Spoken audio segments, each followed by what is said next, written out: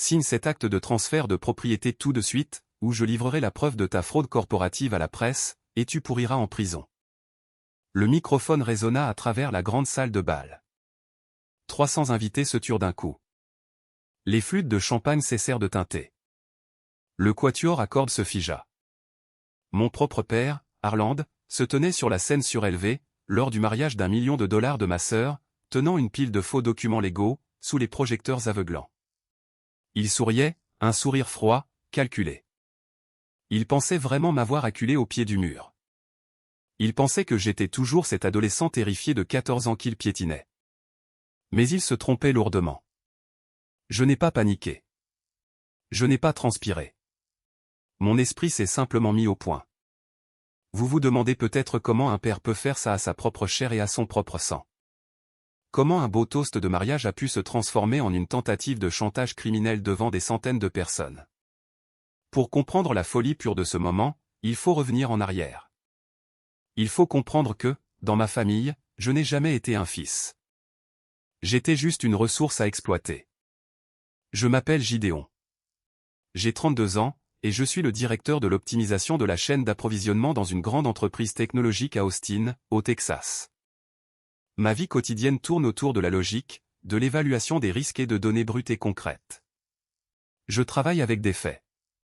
Mais, en grandissant dans ma maison d'enfance, les faits n'avaient pas d'importance. La seule chose qui comptait, c'était ma jeune sœur, Daphné. Daphné était l'enfant prodige.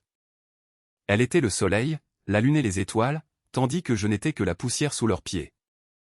Mes parents, Harland et Marin, avaient construit un écosystème toxique où le bonheur de Daphné était la loi suprême, et mon existence n'était qu'un outil pour le financer. Les souvenirs sont gravés de manière permanente dans mon cerveau. J'appelle cela mon musée personnel de la douleur. Le premier artefact de ce musée est une calculatrice graphique. J'avais 14 ans. J'avais étudié pendant 6 mois d'affilée pour me qualifier à l'Olympiade de mathématiques de l'État. J'avais besoin d'une calculatrice graphique spécifique pour l'examen final. J'avais économisé 20 $ en tondant des pelouses, mais il m'en manquait encore. Ma mère, Marin, avait promis de m'aider à l'acheter. Mais, la veille de l'examen, je suis rentré à la maison pour trouver mon bureau vide. Ma tirelire avait disparu. À sa place, il y avait une robe de soirée brillante, parsemée de paillettes, posée sur le lit de Daphné. Elle avait 12 ans, et il fallait absolument qu'elle ait la robe la plus chère pour son bal de collège. Quand j'ai confronté ma mère, le cœur battant dans la poitrine, elle n'a même pas levé les yeux de ses ongles. Elle m'a dit que j'étais égoïste. Elle a dit que ma sœur devait briller, et que j'étais juste un frère jaloux. Elle n'a pas seulement pris mon argent. Elle a pris mon avenir pour une robe brillante bon marché. J'ai échoué à cet examen de mathématiques. Je me suis enfermé dans la salle de bain et j'ai pleuré jusqu'à ce que ma gorge saigne. Mais personne n'est venu me voir. Ils étaient trop occupés à prendre des photos de Daphné dans le salon. C'est à ce moment-là que l'illusion de la famille s'est brisée pour moi. J'ai réalisé que ma mère et mon père ne m'aimaient pas. Ils aimaient ce que je pouvais faire pour eux. Harland était un agent immobilier raté. Il portait toujours des costumes bon marché, et parlait en grand, prétendant que nous étions riches, alors que nous étions noyés sous les dettes. Son ego était énorme, mais son compte en banque était vide. Alors, il a fait de moi son esclave personnel. C'était moi qui réparais le toit qui fuyait sous la pluie glaciale. C'était moi qui rampais sous la maison pour réparer la plomberie, car il refusait de payer un professionnel. Chaque fois que je demandais une petite allocation ou un mot de remerciement, il me fusillait du regard, et me disait que je leur devais pour m'avoir donné un toit sur la tête. J'ai appris très tôt que le silence était ma seule armure. Si je parlais, j'étais puni. Si je restais silencieux et travaillais, j'étais ignoré, ce qui était légèrement mieux. Mais la colère en moi grandissait. C'était un feu lent et ardent qui me tenait éveillé la nuit. J'ai vu Daphné obtenir tout ce qu'elle désirait. Des chaussures de marque, du maquillage coûteux, des données téléphoniques illimitées. Elle est devenue une personne gâtée, un cauchemar égocentrique qui me traitait comme un serviteur. Sa phrase préférée était de me dire de faire des choses, car c'était mon devoir. Et mes parents ont tout permis, chaque seconde de cela. Mais j'avais un plan. Je savais que la seule façon de survivre était de m'échapper, et de construire un empire si fort qu'il ne pourrait jamais le détruire. J'ai utilisé cette colère comme carburant. Chaque fois que Harland se moquait de mes vêtements bon marché, j'étudiais plus dur. Chaque fois que Marin me disait que je gâchais l'esthétique de Daphné en étant sur les photos de famille, je travaillais plus longtemps. Je me préparais à une guerre dont ils ne connaissaient même pas l'existence. Et, avec le recul, je me demande s'ils ont déjà réalisé qu'ils créaient le monstre même qui finirait par faire s'effondrer tout leur faux monde. Jusqu'où iriez-vous pour échapper à une famille qui ne vous considérait que comme un distributeur de billets? Le deuxième artefact de mon musée de la douleur était une brosse de toilette. Pendant que mes amis du lycée allaient au match de football et au bal de promo, je travaillais à temps partiel comme concierge dans un restaurant local. Je frottais les toilettes, lavais les sols gras et sortais les ordures en décomposition, tout ça pour économiser pour l'université. Je sentais le javel et la nourriture frite tous les jours. Mes parents refusaient de contribuer un seul centime à mon éducation. Harland disait que l'université était pour les gens qui ne savaient pas se débrouiller. Pendant ce temps, pour le 16e anniversaire de Daphné, ils lui ont acheté une toute nouvelle décapotable rouge. Elle a été financée par un prêt à taux usuraires, bien sûr, car il ne pouvait pas se la permettre. 2 mois après qu'elle ait eu la voiture, elle a grillé la transmission en la conduisant de manière imprudente. A-t-elle subi des conséquences? Absolument pas. Harland m'a tiré du lit à 6 heures du matin un dimanche. Il m'a tendu une clé et m'a dit de me débrouiller. Quand je lui ai dit que je ne savais pas comment réparer une transmission, il m'a giflé l'arrière de la tête. Il m'a dit que j'étais inutile et m'a ordonné de payer les pièces de rechange avec mes économies de concierge. J'ai refusé. Pour la première fois de ma vie, je l'ai regardé droit dans les yeux et j'ai dit non. Il a menacé de me jeter dehors. Il a crié jusqu'à ce que son visage devienne violet, mais j'ai tenu bon. J'ai fait mes bagages cette nuit-là. J'avais 18 ans. J'ai quitté cette maison avec exactement $200 en poche et un sac de sport rempli de vêtements usés. Je n'ai pas regardé en arrière. Je n'ai pas dit au revoir. J'ai marché 3 miles jusqu'à la gare routière sous la pluie battante, et je n'ai ressenti rien d'autre qu'un soulagement absolu. Les 10 années suivantes ont été un tourbillon de survie extrême. J'ai déménagé au Texas où le coût de la vie était moins cher, et le marché du travail en plein essor. Je me suis inscrit à l'université communautaire, prenant des cours du soir, tout en travaillant à temps plein dans un entrepôt, le jour. Je dormais sur un matelas à même le sol d'un appartement en sous-sol qui inondait à chaque pluie. Je vivais de nouilles instantanées, de sandwichs au beurre de cacahuètes et de restes de beignets de la salle de pause de l'entrepôt. Je n'avais pas de vie sociale. Je n'avais pas de petites amies. J'avais une obsession ardente et singulière. Je voulais être si riche, si intouchable, que personne ne pourrait plus jamais me faire sentir inutile. J'ai progressé de l'entrepôt au bureau de la logistique. J'avais un don pour les chiffres, pour voir des schémas dans les chaînes d'approvisionnement que d'autres ne voyaient pas.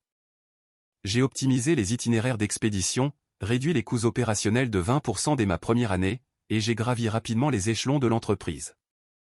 J'ai déménagé dans une grande entreprise technologique à Austin. Mon cerveau, ce même cerveau que mon père qualifiait d'inutile, faisait maintenant économiser des millions à l'entreprise, et il me payait généreusement pour cela. J'ai économisé chaque centime. Je n'ai pas acheté de montre clinquante ni de costume de créateur. J'ai investi. J'ai fait fructifier mes gains. Je vivais comme si j'étais fauché, tandis que mon compte bancaire augmentait de façon exponentielle. J'avais économisé $180 000 en espèces pures, lorsque j'ai eu 25 ans. C'était le résultat du sang, de la sueur et d'un isolement absolu. Pendant tout ce temps, j'ai rarement eu des nouvelles de ma famille. Marin envoyait occasionnellement un SMS lors des grandes fêtes, généralement juste pour se plaindre du coût de la vie de Daphné. Daphné essayait de devenir une influenceuse lifestyle sur les réseaux sociaux.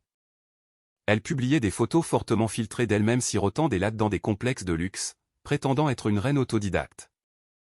En réalité, elle vivait au sous-sol de mes parents, épuisant le peu de crédit qu'il leur restait. J'ai regardé sa fausse vie se dérouler sur un écran, secouant la tête devant l'ironie tragique de tout cela.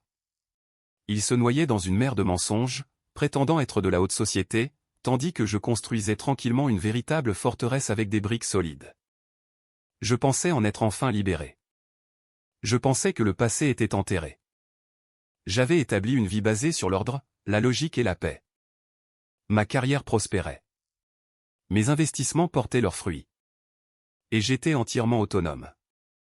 J'avais gagné la partie. Mais les familles toxiques sont comme un virus dormant. Juste au moment où vous pensez vous être guéri, elles trouvent un moyen d'infecter à nouveau votre vie. La paix que j'avais tant travaillé à construire était sur le point d'être violemment interrompue. Je suis rentré d'un long voyage en Asie, épuisé, mais satisfait, après avoir conclu un accord majeur sur la chaîne d'approvisionnement. J'ai ouvert ma boîte aux lettres, m'attendant à la pile habituelle de factures et de courriers indésirables. Au lieu de cela, juste au-dessus, se trouvait une épaisse enveloppe de couleur crème, bordée de feuilles d'or. Elle était lourde dans mes mains.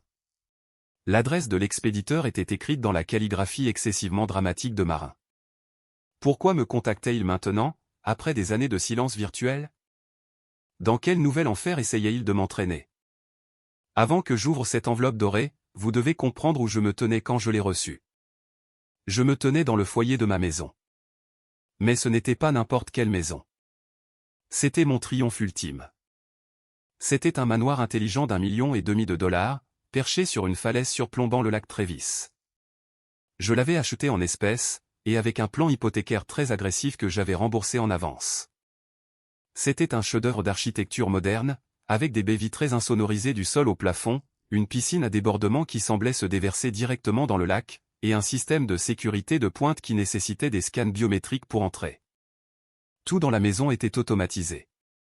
La température, l'éclairage, les serrures. C'était ma forteresse de solitude. C'était la manifestation physique de chaque heure passée à récurer des toilettes, de chaque repas que j'avais sauté, et de chaque insulte que j'avais avalée étant enfant. Il n'y avait pas de toit qui fuyait ici. Il n'y avait pas de père hurlant, juste un silence total et imperturbable. Je suis entré dans ma cuisine immense et sur mesure, je me suis versé un verre d'eau pétillante fraîche, et j'ai enfin déchiré l'enveloppe. À l'intérieur, se trouvait une invitation de mariage extravagante. Daphné allait se marier avec un homme nommé Ronin. L'invitation était ridicule. Elle était imprimée sur de la vraie soie, sentant légèrement le parfum de lavande bon marché. Le lieu était un domaine ultra exclusif à Dallas. Mais le véritable choc est venu, lorsque mon téléphone a vibré 1 minute plus tard. C'était un message texte de Marin. Il disait, « Tu ferais mieux de répondre oui. Nous savons que tu te débrouilles bien à Austin. Daphné attend de son grand frère qu'il se dévoue, et qu'il remplisse ses devoirs pour son jour spécial. Ne nous embarrasse pas. » J'ai fixé l'écran, laissant échapper un rire sec. Ils savaient. D'une manière ou d'une autre, ils avaient découvert mon succès. Peut-être qu'ils avaient cherché dans les registres publics des propriétés. Peut-être qu'ils avaient vu mon nom dans un journal d'affaires. Peu importait. Ce qui importait, c'était le changement soudain de leur ton. Soudain, je n'étais plus la déception inutile. J'étais le grand frère qui devait se dévouer. L'hypocrisie me faisait bouillir le sang. J'ai jeté l'invitation en soi à la poubelle. Je n'avais absolument aucune intention d'y aller. Je n'allais pas jouer le rôle du frère compréhensif, pour une famille qui me traitait comme des ordures. Mais, alors, mon cerveau de spécialiste de la chaîne d'approvisionnement s'est activé. J'ai commencé à analyser les variables. Daphné épousait un homme nommé Ronin. J'ai fait une vérification rapide de ses antécédents. Ronin était un auditeur pour une énorme entreprise financière. Il venait d'une famille riche et respectable. Il traitait des questions de conformité, de réglementation, et d'éthique financière stricte. Cela n'avait pas de sens. Comment ma sœur, une fausse influenceuse Instagram, sans revenus et avec des dettes massives, avait-elle piégé un homme qui, littéralement, audite les gens pour gagner sa vie? Et comment mes parents fauchés pouvaient-ils se permettre un domaine de mariage ultra exclusif à Dallas? Les chiffres ne correspondaient pas. Il y avait une énorme divergence dans le grand livre de leur vie. J'ai récupéré l'invitation de la poubelle. J'ai lissé la soie. J'ai décidé d'y assister. Non par amour, et certainement pas par devoir.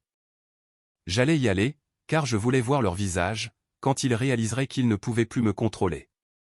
Je voulais leur fermer officiellement la porte en personne. Je voulais me tenir dans mon costume sur mesure, regarder leur faux royaume, et m'en aller pour toujours. J'ai répondu oui pour une personne. J'ai réservé une suite dans un hôtel près du lieu. Je ne savais pas que j'allais droit dans une embuscade. Je supposais qu'il voulait juste un gros chèque pour un cadeau de mariage. Je supposais qu'il voulait me montrer à la riche famille de Ronin, pour se faire mieux voir.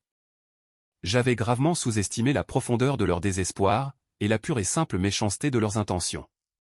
Alors que je faisais mes valises pour Dallas, j'ai ressenti une étrange sensation de calme. J'apportais mon armure de logique et d'indépendance financière dans une zone de guerre de manipulation émotionnelle.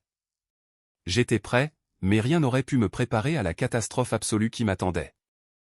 Si vous avez déjà coupé les ponts avec un membre de votre famille toxique, vous savez que le plus difficile n'est pas de partir. Le plus difficile est de survivre à leur dernière tentative pour vous ramener vers le bas.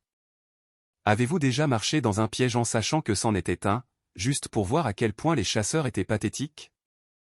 Je suis arrivé à Dallas un vendredi soir, conduisant ma berline de luxe noire directement au country club pour le dîner de répétition. L'air était lourd d'humidité, et l'odeur de cigares coûteux. J'ai garé ma voiture au voiturier, remis mes clés, et me suis dirigé vers la salle à manger privée.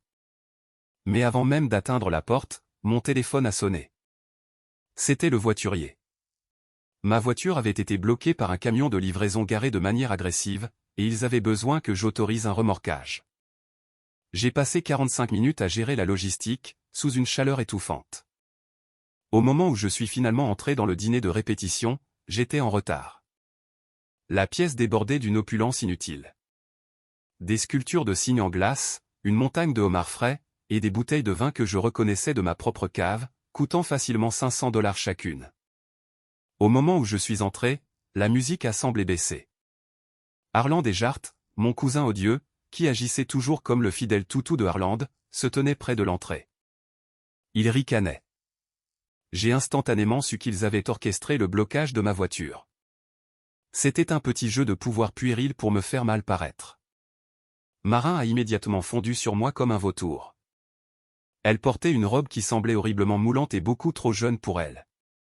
Elle m'a attrapé le bras, ses ongles en acrylique s'enfonçant dans ma veste de costume, et m'a traîné vers une table où la famille de Ronin était assise. Le voilà, enfin, annonça Marin d'une voix forte, dégoulinante de fausse douceur.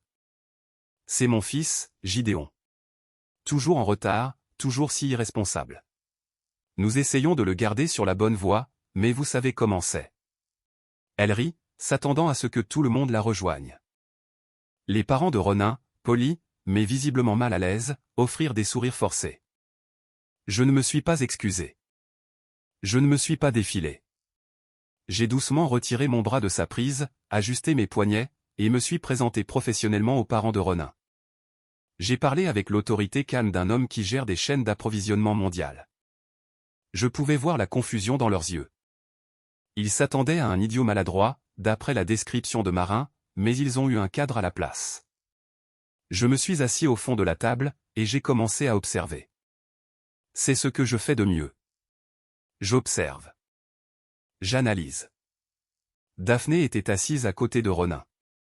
Elle avait l'air nerveuse, vérifiant constamment son téléphone et se recoiffant. Ronin avait l'air élégant, composé, mais ses yeux étaient calculateurs. Il ne semblait pas entièrement captivé par sa fiancée rayonnante. Il ressemblait à un homme analysant une feuille de calcul. Puis, j'ai remarqué les dépenses. Le personnel du country club a apporté une autre tournée de champagne millésimée. Harland a sorti une carte de crédit pour couvrir un dépôt supplémentaire. J'ai une excellente vision. J'ai aperçu la carte. C'était une carte noire premium, mais le nom dessus n'était pas celui de Harland. C'était un nom de compte d'entreprise que je ne reconnaissais pas. Mon cerveau analytique s'est mis en surchauffe.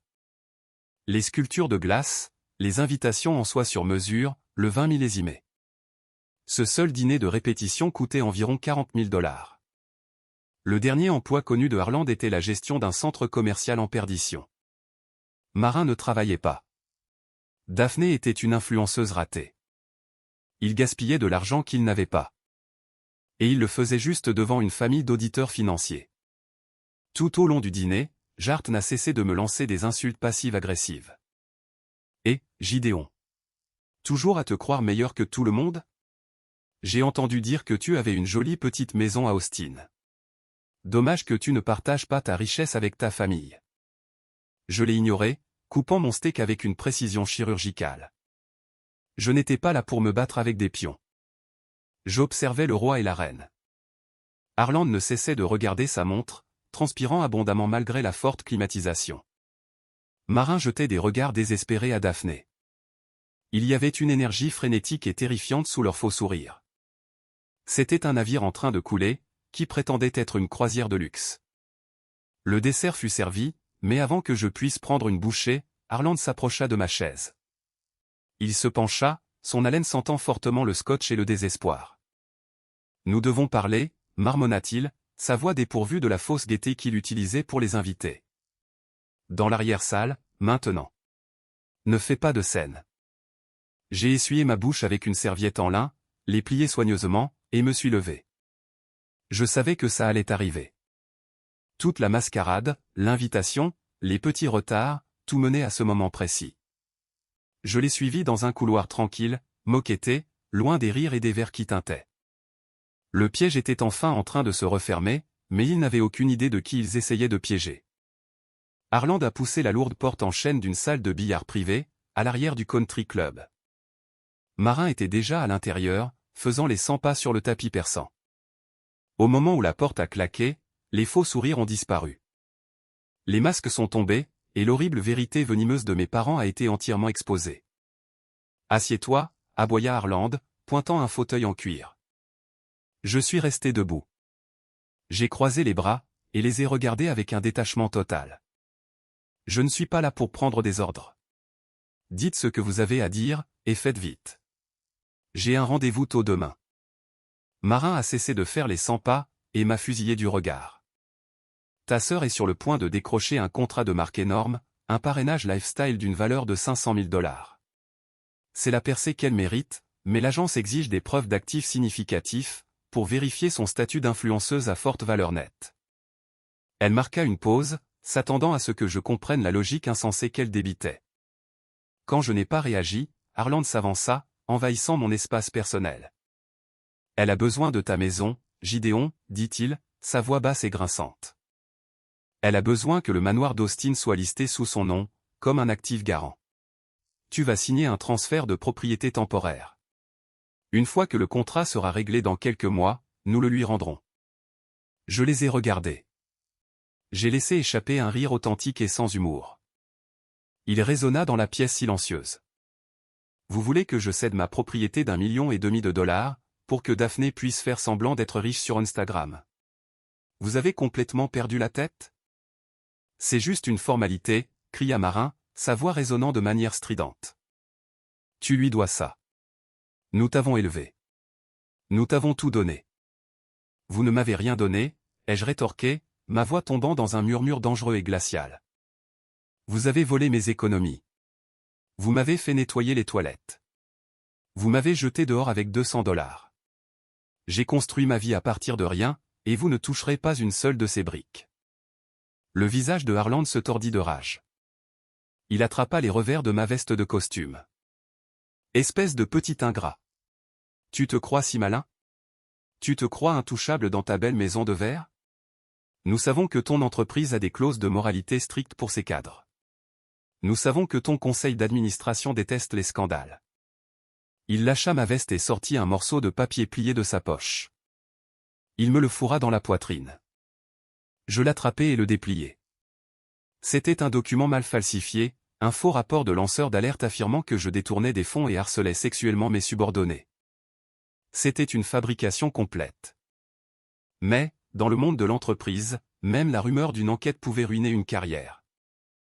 J'ai des amis dans les médias locaux, ricana Harland, l'air incroyablement fier de lui. Je vais divulguer ça ce soir. D'ici lundi, tu seras viré, déshonoré, et complètement ruiné. Signe cette foutue maison, ou perds tout ce pour quoi tu as travaillé. Ils ne demandaient pas. Ils ne suppliaient pas. Ils essayaient activement de détruire ma vie pour financer les délires de Daphné. C'était une extorsion criminelle. C'était le point de rupture absolu. Tout reste de pitié ou d'obligation familiale que j'avais s'est évaporé à cet instant. J'ai regardé le faux document. Puis, j'ai regardé mes parents. Ils étaient pathétiques. Je ne signe rien, ai-je dit fermement, pliant le papier et le mettant dans ma poche. Et si jamais vous me menacez à nouveau, vous le regretterez pour le restant de vos misérables vies. Je me suis retourné et j'ai quitté la pièce. Harland criait quelque chose derrière moi, mais l'épaisse porte en chêne étouffait ses menaces. J'ai traversé le dîner de répétition, ignorant les regards des invités, et me suis dirigé vers ma voiture. Je n'ai pas ressenti de peur. J'ai ressenti une rage froide et calculatrice. Ils pensaient avoir un levier. Ils pensaient qu'un faux morceau de papier suffisait à me briser. Mais ils ont oublié que je suis un maître de la logistique. Je traque les origines. J'expose les défauts. Et j'étais sur le point d'auditer toute leur misérable existence. Je me suis assis dans ma voiture, le moteur tournant au ralenti dans la nuit chaude de Dallas. J'ai sorti mon téléphone et composé un numéro que je connaissais par cœur. C'était Orson, mon ancien patron, et un brillant stratège d'entreprise, qui me traitait plus comme un fils que Harland ne l'avait jamais fait. Orson, ai-je dit, ma voix calme. J'ai besoin d'un service, un gros. J'ai besoin d'une vérification complète des antécédents financiers de Harland et Marin, comptes offshore, historique de crédit, dettes non répertoriées, tout, d'ici demain matin. Orson n'a pas posé de questions. Il a juste dit, considérez que c'est fait. Que chassons-nous? Un navire en perdition, ai-je répondu. Et c'est moi qui vais le couler. Le mariage était dans moins de 24 heures. Il pensait m'acculer devant des centaines de personnes. Il pensait que la pression de la foule me forcerait à rendre ma forteresse. Mais ils étaient sur le point d'apprendre une leçon très douloureuse sur l'offre et la demande. Ils ont exigé ma vie. J'allais leur fournir leur ruine. Je n'ai pas dormi cette nuit-là. Je me suis assis au bureau dans ma suite d'hôtel, la lumière de mon ordinateur portable illuminant la pièce sombre. L'orage du Texas est arrivé vers 2 heures du matin, les éclairs clignotant à travers les lourds rideaux, correspondant parfaitement à la tempête qui se préparait dans ma tête. J'opérais en mode de gestion de crise pure. Chaque émotion était enfermée dans un coffre en titane. Tout ce qui restait était l'exécution. À 6 heures du matin, mon email a sonné. C'était un fichier sécurisé et crypté d'Orson. La ligne d'objet disait « Le grand livre ». J'ai ouvert le PDF, et ce que j'ai vu m'a fait serrer la mâchoire. Harland et Marin n'étaient pas seulement fauchés. Ils étaient engagés dans une fraude financière massive et systématique. L'enquête d'Orson a révélé que Harland était endetté de 800 000 $. Il avait contracté plusieurs prêts à taux d'intérêt élevés en utilisant des garanties frauduleuses. Mais le plus dégoûtant, c'étaient les cartes de crédit. Il avait ouvert 5 cartes de crédit premium différentes en utilisant des identités volées. L'une de ces identités appartenait à son propre frère. Une autre appartenait à une femme âgée dont il avait géré la propriété des années auparavant. Et la carte qu'il avait utilisée au dîner de répétition, c'était une carte d'entreprise liée à une LLC défunte qu'il avait créée au nom de Daphné. Il finançait ce mariage extravagant, les homards, les invitations en soi, le lieu exclusif, entièrement avec de l'argent volé. Harland était confronté à une montagne d'accusations fédérales si quelqu'un regardait de près. J'ai téléchargé les documents sur mon disque chiffré. J'ai organisé les preuves en dossiers clairs et indéniables. J'avais les relevés bancaires, les signatures contrefaites, les numéros de routage. C'était un chef-d'œuvre de comptabilité d'investigation. J'ai regardé mon reflet dans le miroir de l'hôtel. Je portais un costume anthracite impeccable. Ma cravate était parfaitement nouée. J'avais l'air d'un homme allant à une exécution en salle de conseil, pas à un mariage. J'ai conduit jusqu'au lieu du mariage, un vaste domaine avec des pelouses bien entretenues et d'énormes tentes blanches. Le soleil brillait de mille feux, se moquant de la sombre réalité de l'événement. Des voituriers garaient des Porsche et des Mercedes.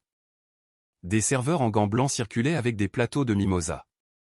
J'ai franchi la grande entrée, le visage masqué d'un calme absolu. J'ai aperçu Jart près de la table des cadeaux. Il m'a jeté un regard dégoûté et a marmonné, « J'espère que tu as apporté un gros carnet de chèques, petit riche. » Je n'ai même pas accusé réception de son existence. J'ai continué à marcher. J'ai trouvé un siège tout au fond de la cérémonie en plein air.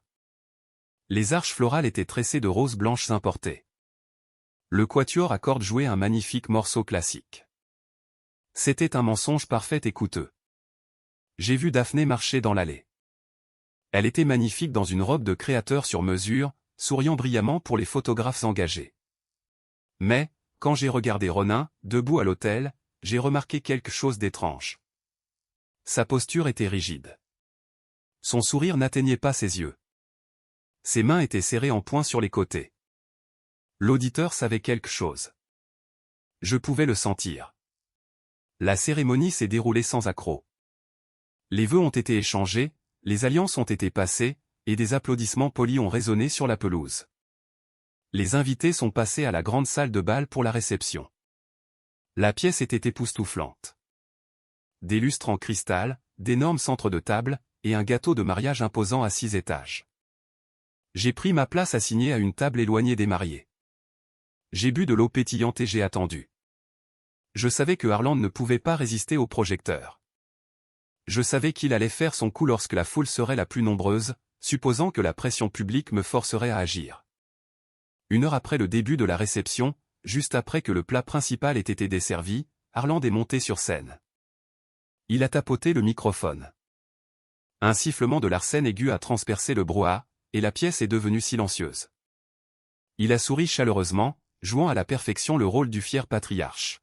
« Amis, famille, merci d'être là en ce jour magique », commença Harland, sa voix résonnant dans les haut-parleurs. « Nous sommes ici pour célébrer l'amour, la famille, et les liens qui nous unissent. » Il marqua une pause, laissant les applaudissements l'envelopper. Puis, ses yeux se posèrent sur moi, au fond de la pièce. Le sourire chaleureux se durcit en un rictus de prédateur. « La famille, c'est le sacrifice », a-t-il poursuivi, son ton changeant. « Et aujourd'hui, je veux inviter mon fils Gideon sur scène. Il a une surprise très spéciale, très généreuse pour sa sœur.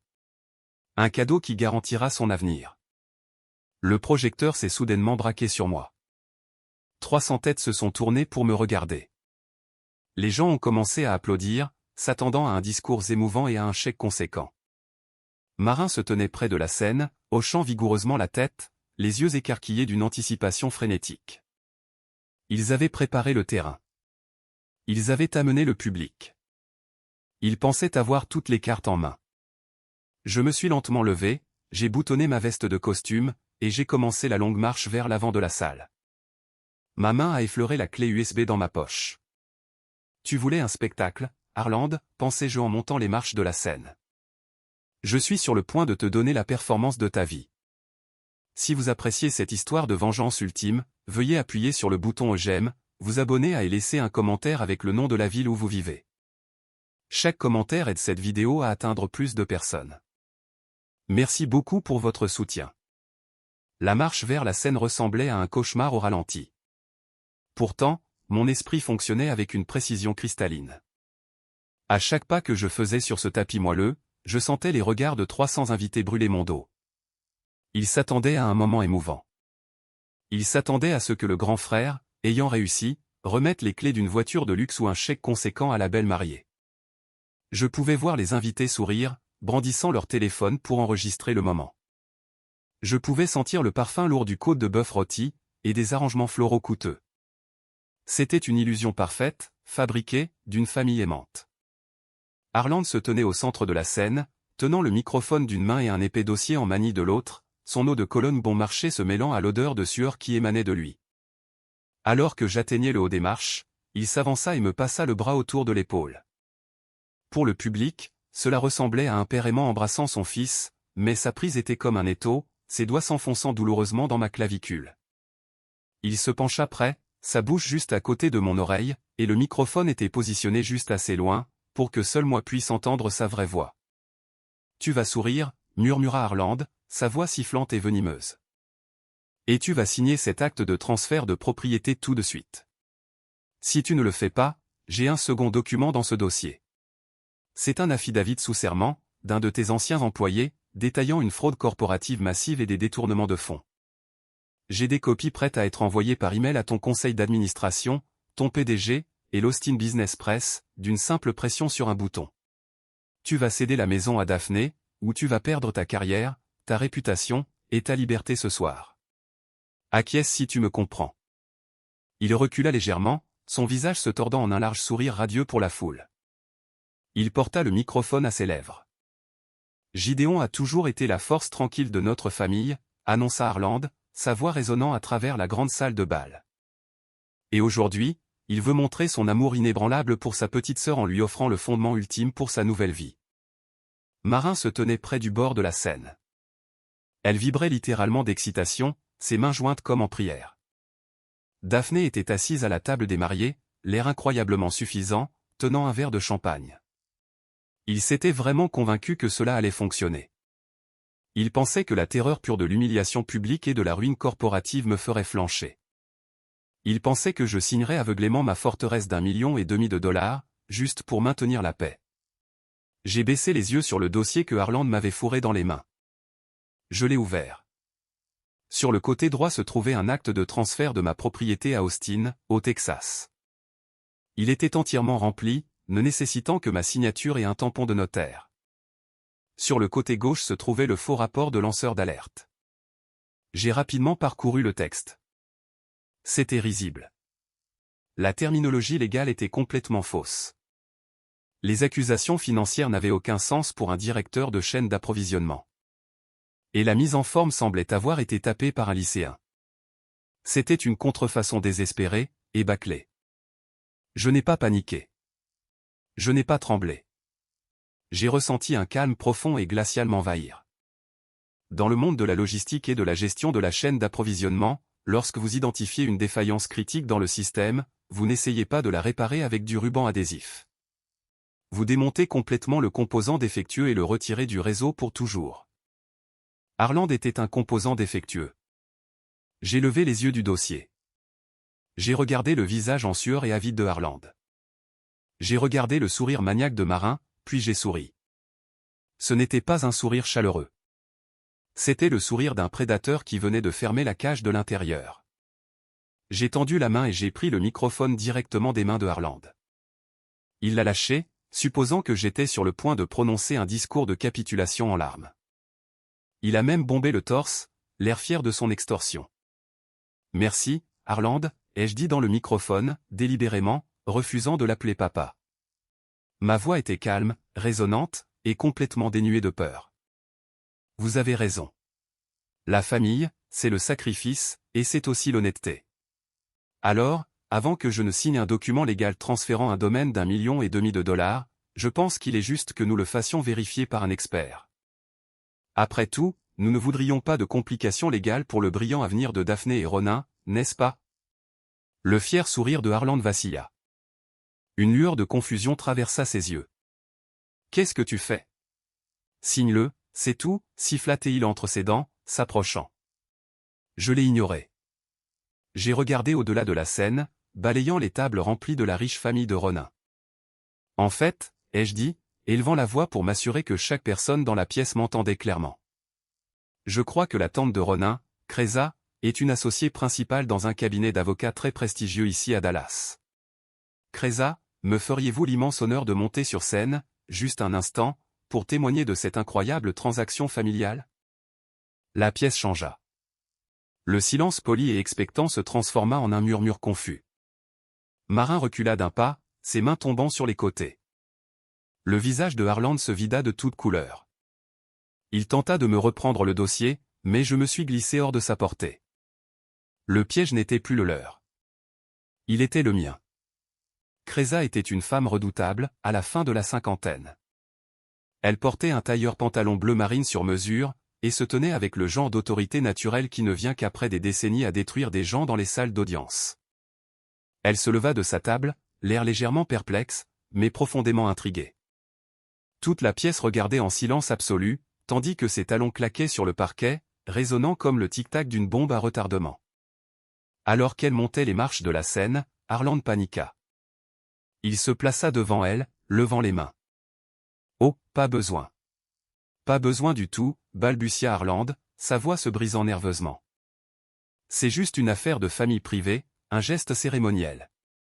Nous pourrons faire les formalités plus tard. Juste une signature symbolique pour la foule, n'est-ce pas, Gideon? Un transfert immobilier d'1,5 million n'est jamais symbolique, Harland, dis-je froidement dans le microphone. Je me tournai vers Kreza, alors qu'elle montait sur scène. Kreza, merci d'être venu.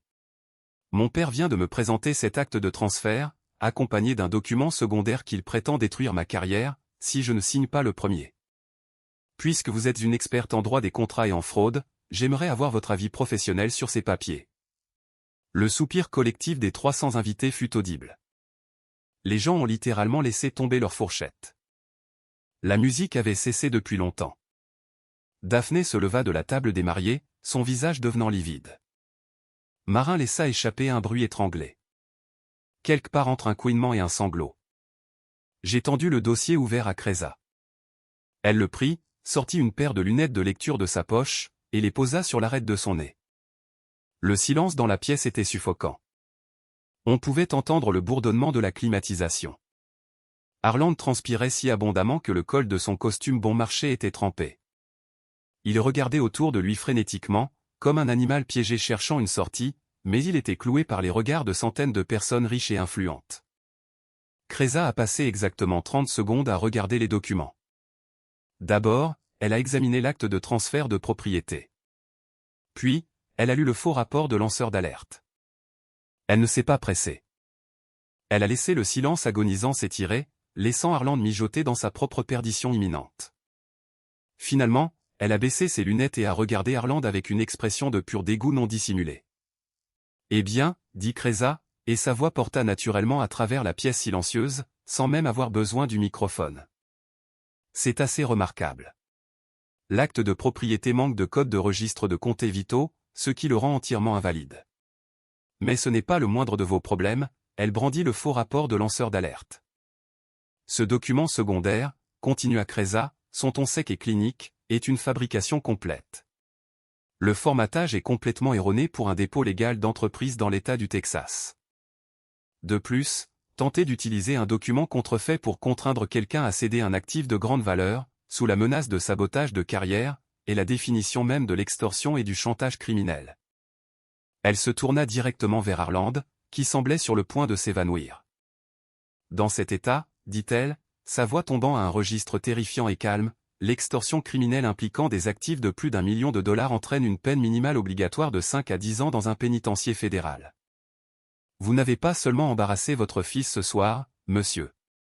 Vous lui avez remis des preuves écrites irréfutables d'un crime majeur, devant 300 témoins. La salle de bal éclata.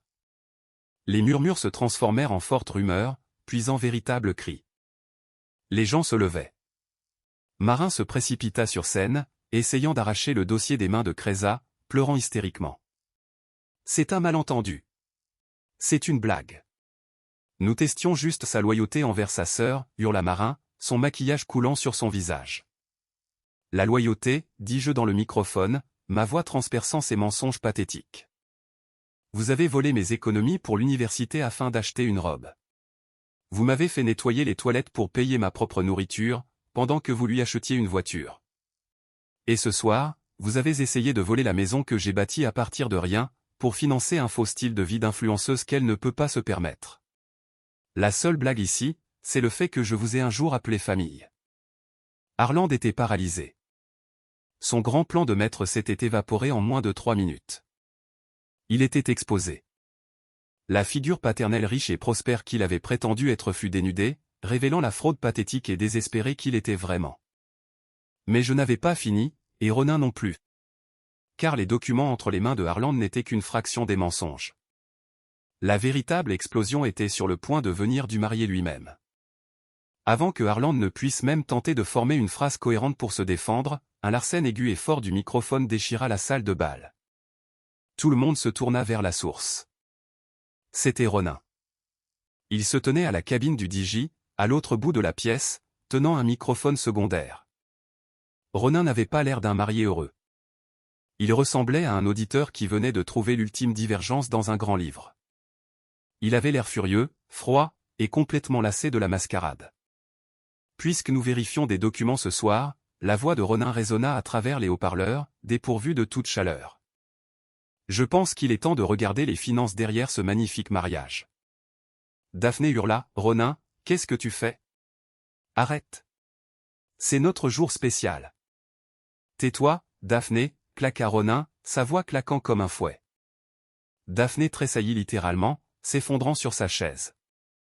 Ronin a branché son téléphone au système de son et de projection du Digi.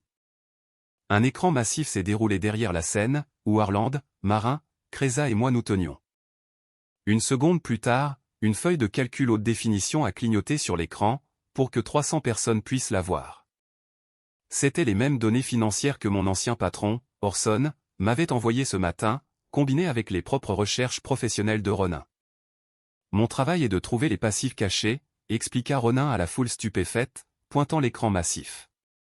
Lorsque les parents de Daphné ont proposé de payer ce lieu ultra exclusif, les sculptures de glace et les bouteilles de vin à $500, j'ai été surpris, car selon les registres fiscaux publics, Harland n'a pas eu d'emploi stable depuis 4 ans. Il cliqua sur son téléphone, et l'écran passa à une série de relevés bancaires mis en évidence.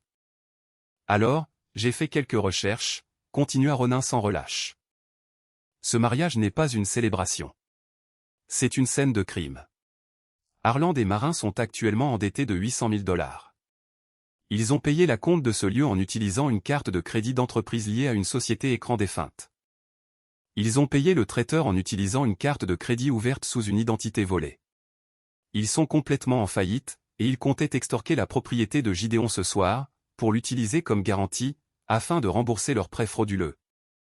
Avant que les autorités ne les rattrapent. Les invités étaient absolument horrifiés. Les membres de la famille de Ronin reculaient physiquement des tables. Marin était au sol de la scène, sanglotant de manière incontrôlable, se cachant le visage. Harland fixait l'écran, sa bouche s'ouvrant et se fermant, comme un poisson suffocant. Mais ce n'est même pas le meilleur, dit Ronin, sa voix dégoulinante de pur dégoût. Il cliqua une dernière fois sur son téléphone. Les documents financiers disparurent.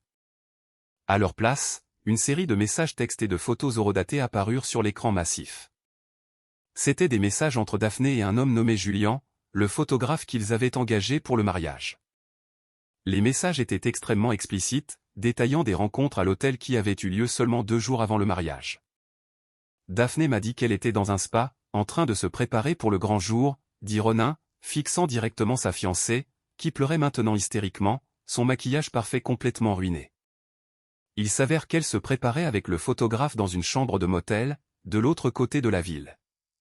J'ai découvert hier que j'allais annuler le mariage discrètement, mais quand j'ai vu vos parents acculer votre frère, lors du dîner de répétition, j'ai réalisé que toute cette famille est un parasite, et les parasites doivent être exposés à la lumière. Ronin laissa tomber le microphone. Il frappa le sol avec un bruit sourd. Il ne regarda plus Daphné. Il se dirigea vers la table de ses parents, leur fit signe de se lever, et sortit directement de la salle de bal. Tout son côté de la famille le suivit, dans un silence absolu. Le mariage était complètement détruit. Le faux empire de Harland et Marin brûlait jusqu'au sol en haute définition. Je me tenais sur la scène, regardant le désastre. Je ne me sentais pas triste. Je n'étais plus en colère. Je me sentais plus léger que je ne l'avais été depuis 32 ans. La lourde chaîne toxique qu'ils avaient enroulée autour de mon cou depuis l'enfance venait de se briser en 1 million de morceaux. Avant de passer aux conséquences finales de ce désastre absolu, je tiens à prendre une seconde pour vous remercier. Si vous avez écouté et suivi cette histoire jusqu'à ce point, veuillez laisser un commentaire ci-dessous avec le mot fini. C'est notre code secret pour les vrais fans de cette chaîne qui reste pour le vrai drame. Je lirai les commentaires et j'aimerai chaque message qui dira fini. Maintenant, observons l'effondrement final. Les 20 minutes suivantes furent un chaos pur et non dilué. La grande salle de bal, qui avait été parfaitement orchestrée pour ressembler à une scène de gala royale, se transforma en une zone d'évacuation frénétique. Les invités attrapaient leurs manteaux et couraient pratiquement vers la sortie. Personne ne voulait être associé à une fraude par carte de crédit, à du chantage, et à un scandale d'infidélité. Le quatuor à cordes avait emballé leurs instruments et s'était enfui. Le personnel traiteur se tenait maladroitement près des portes de la cuisine, incertain de quoi faire avec les montagnes de nourriture coûteuse et impayée. Daphné était recroquevillée en boule près de la table des mariés, sanglotant si fort qu'elle hyperventilait. Sa robe de créateur sur mesure était traînée autour d'elle sur le sol, ressemblant à un parachute dégonflé. Elle n'arrêtait pas de crier le nom de Ronin, mais il était parti depuis longtemps. Toute sa vie, bâtie sur des filtres Instagram et des mensonges, venait d'être définitivement effacée sous ses yeux. Marin était toujours sur scène, pleurant bruyamment, se balançant d'avant en arrière. Elle n'arrêtait pas de marmonner que c'était de ma faute. Que j'avais tout ruiné en ne signant pas le papier. Même face à la destruction totale, elle refusait de prendre la moindre responsabilité. Et puis, il y avait Harland. Il était complètement figé, fixant l'écran de projection vide. La fausse confiance, le comportement de tyran, le rictus arrogant avaient complètement disparu. Il ressemblait à un vieil homme, fatigué, incroyablement petit. Je m'approchai de lui. La scène était silencieuse maintenant que la musique était partie. Mes pas résonnaient distinctement. Je m'arrêtai à 2 pieds de lui, glissant mes mains dans mes poches. J'étais complètement détendu. Eh bien, dis-je doucement, m'assurant que seul lui pouvait m'entendre. Vous vouliez un mariage mémorable. Je pense que vous avez réussi. Harland tourna lentement la tête pour me regarder. Ses yeux étaient injectés de sang. C'est toi qui as fait ça, murmura-t-il d'une voix rauque, pointant un doigt tremblant vers ma poitrine. Toi et cet auditeur, vous avez planifié ça pour nous humilier. Non, Harland, répondis-je en secouant lentement la tête. C'est toi qui as fait ça. Tu as contracté les prêts frauduleux. Tu as falsifié les documents. Tu as essayé de faire chanter ton propre fils. Tu as construit un château de cartes. Et tu es en colère contre moi, parce que je refuse de te laisser brûler ma maison pour garder la tienne au chaud. À ce moment-là, les lourdes doubles portes de la salle de bal s'ouvrirent en grand. 2 policiers en uniforme entrèrent, accompagnés du directeur du country club. Ronin ne les avait pas seulement exposés. Il avait appelé les autorités en sortant, concernant les cartes de crédit volées utilisées pour réserver le lieu. Quand Harland vit les policiers marcher vers la scène, ses genoux cédèrent littéralement. Il s'effondra sur le sol, se tenant la tête entre les mains. Les policiers montèrent les marches. Ils n'avaient pas l'air amusés. Harland est marin, dit l'un des officiers, sortant une paire de menottes. Nous avons reçu plusieurs signalements d'usurpation d'identité et de fraude par carte de crédit concernant le financement de cet événement. Nous avons besoin que vous veniez avec nous pour un interrogatoire. Marin hurla, alors que l'officier la tirait doucement, mais fermement, par le bras. Ne me touchez pas. Je suis la mère de la mariée. Dites-leur, Gideon, dites-leur que c'est une erreur. Elle me regarda, les yeux écarquillés d'une terreur désespérée et suppliante. Pour la première fois de sa vie, elle me suppliait de la sauver. Elle voulait que le fils invisible intervienne et encaisse le coup. Je la regardais, le visage complètement inexpressif. Je n'ai aucune idée de qui vous êtes, dis-je calmement. Les officiers les escortèrent hors de la salle de bal, menottés. Daphné fut laissée assise sur le sol, complètement abandonnée, sanglotant dans ses mains. Le photographe avec qui elle avait trompé s'était déjà éclipsé par la porte arrière, au moment où son nom était apparu sur l'écran. Elle n'avait absolument personne. Je ne lui proposais pas de l'aider à se relever. Je ne lui proposais pas de la raccompagner. J'ajustai ma cravate, descendis les marches de la scène, et me dirigeai vers la sortie. Je sortis dans la nuit chaude du Texas. L'air sentait bon. Je tendis mon ticket au voiturier, lui donnai un billet de $100 impeccable, et attendis ma voiture. Je retournai à Austin ce soir-là. Je rentrai chez moi. 14 mois se sont écoulés depuis le désastre du mariage à Dallas. Les retombées ont été rapides et brutales. Harland a été officiellement accusé de plusieurs chefs d'accusation d'usurpation d'identité, de fraude par carte de crédit, et de tentative d'extorsion criminelle. Kreza, l'avocate, a remis les documents falsifiés et sa déclaration de témoin au procureur, s'assurant qu'il n'y avait absolument aucune échappatoire pour lui. En raison de ses précédentes infractions financières et de l'ampleur de la fraude, il a été condamné à 4 ans dans un pénitencier d'État. Marin a réussi à éviter la prison en témoignant contre son propre mari, affirmant qu'elle ne savait rien des identités volées. Elle a demandé le divorce peu de temps après. Sans les combines de Harland et sans mon soutien financier, elle a perdu la maison qu'il louait. Elle vit maintenant dans un petit appartement délabré, dans un quartier difficile de la ville, travaillant comme caissière dans une épicerie discount. Quant à Daphné, sa carrière d'influenceuse s'est complètement effondrée.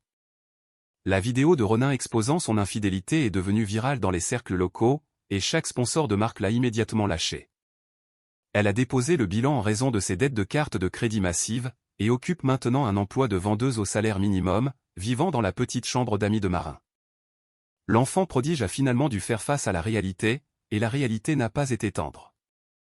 Je n'ai plus jamais parlé à aucun d'entre eux. J'ai changé mon numéro de téléphone, mis à jour mon système de sécurité juste pour être sûr, et je les ai complètement effacés de ma vie. Je suis actuellement assis sur le balcon de mon manoir intelligent d'1,5 million de dollars. Le soleil se couche sur le lac Travis, peignant l'eau de nuances d'or et de violet profond. La maison est complètement silencieuse, à l'exception du doux bourdonnement du filtre de la piscine automatisée. Je me suis versé un verre de bourbon de 20 ans d'âge. Adossé à ma chaise, ma carrière n'a jamais été aussi bonne. Sans l'anxiété constante de ma famille qui essayait de me tirer vers le bas, j'ai été promu vice-président de la logistique mondiale. J'ai bâti mon empire sur le travail acharné, la logique et l'autonomie. Et personne ne me l'enlèvera jamais. J'ai réalisé que mon succès était la plus grande vengeance que j'aurais pu obtenir. Je n'ai pas eu besoin de crier, de hurler, ou de me battre. J'ai juste laissé leurs propres mensonges les rattraper, pendant que je continuais à m'élever. Parfois, les gens qui entendent mon histoire me disent que j'étais trop dur. Quelques parents éloignés, ceux qui n'ont jamais pris la peine de me demander des nouvelles quand je nettoyais des toilettes pour survivre, m'ont envoyé des messages en colère sur les réseaux sociaux. Ils disaient que Harland était toujours mon père, et que j'aurais dû rembourser ses dettes au lieu de le laisser aller en prison. Ils disaient qu'envoyer ma propre famille dans la pauvreté et en prison était une chose cruelle et impitoyable. Mais je ne ressens pas une once de culpabilité. La famille n'est pas définie par le sang. La famille est définie par le respect, l'attention, et le soutien mutuel. Si un étranger essayait de me faire chanter pour $1 million et de ruiner ma carrière, je l'enverrais en prison sans hésiter. Pourquoi les personnes qui m'ont maltraité pendant toute mon enfance devraient-elles bénéficier d'une absolution, juste parce que nous partageons de l'ADN? J'ai choisi ma paix. J'ai choisi mon avenir. J'ai choisi de protéger la vie que j'ai construite de mes propres mains. Et, assis ici, regardant le soleil se coucher sur ma forteresse, je sais avec une certitude absolue que j'ai fait le bon choix. Mais je veux savoir ce que vous en pensez. Si vous étiez à ma place, debout sur cette scène, avec un faux document sous les yeux, auriez-vous protégé votre père pour maintenir la paix? Ou auriez-vous frappé fort, comme je l'ai fait? Mon manque de pardon était-il un défaut, ou était-ce la limite ultime? Faites-moi part de vos réflexions dans les commentaires ci-dessous. Merci beaucoup d'avoir regardé cette histoire. Si vous avez apprécié ce voyage de reconquête du pouvoir et d'établissement de limites, veuillez cliquer sur le bouton j'aime et vous abonner à pour d'autres histoires incroyables comme celle-ci. N'oubliez pas, vous ne devez pas votre succès aux personnes qui ont essayé d'assurer votre échec. Restez fort, protégez votre paix, et je vous verrai dans la prochaine.